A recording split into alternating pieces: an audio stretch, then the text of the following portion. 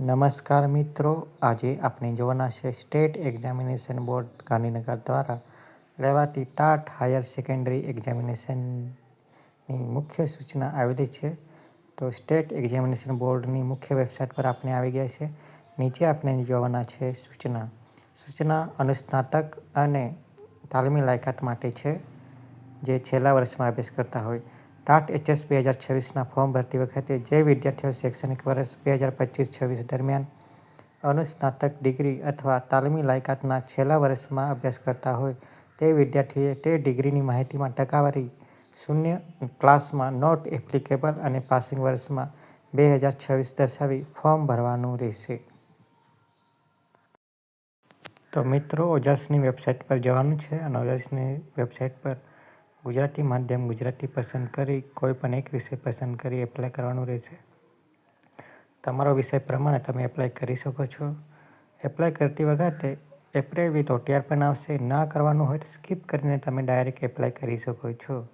એટલે સ્કીપ કરીને ડાયરેક્ટ એપ્લાયમાં તમે તમારો જે વિષય છે અને તમારું જે ગુજરાતી માધ્યમ હોય તો એ પસંદ કરી તમે ફોર્મ ભરી શકો છો. પહેલાં તમે પર્સનલ ડિટેલ ભરવાની રહેશે, પછી મધર નેમ, પછી ફાધર નેમ, મધર નેમ, પછી મેલ, ફિમેલ, પછી જન્મ તારીખ, પછી મેરિડ, અનમેરિડ તમે સિલેક્ટ કરી શકો છો.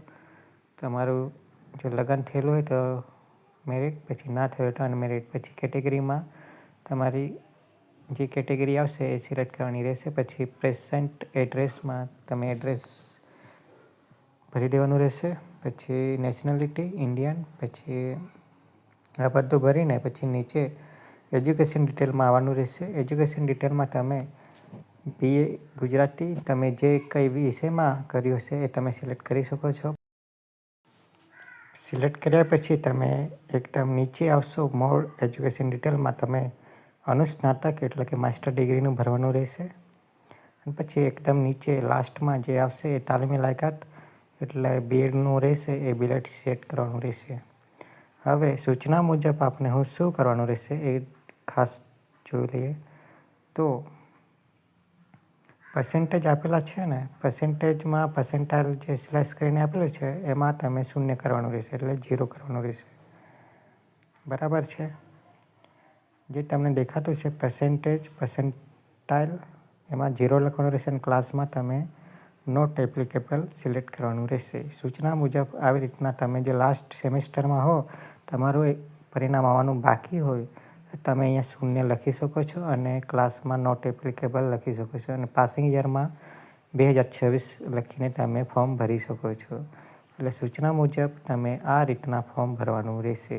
તમારું પરિણામ આવવાનું બાકી હોય, તમે લાસ્ટ સેમેસ્ટરમાં હોય, ધારો કે માસ્ટર ડિગ્રીમાં હોય કે પછી BEdના છેલ્લા વર્ષમાં તમે હોય તો તમે આ રીતના તમે ફોર્મ ભરી શકો છો. મિત્રો, આશા રાખીએ માહિતી તમને સમજાઈ ગઈ હોય અને તમને કોઈ પણ પ્રશ્ન હોય તો તમે કમેન્ટ કરીને જણાવી શકો છો.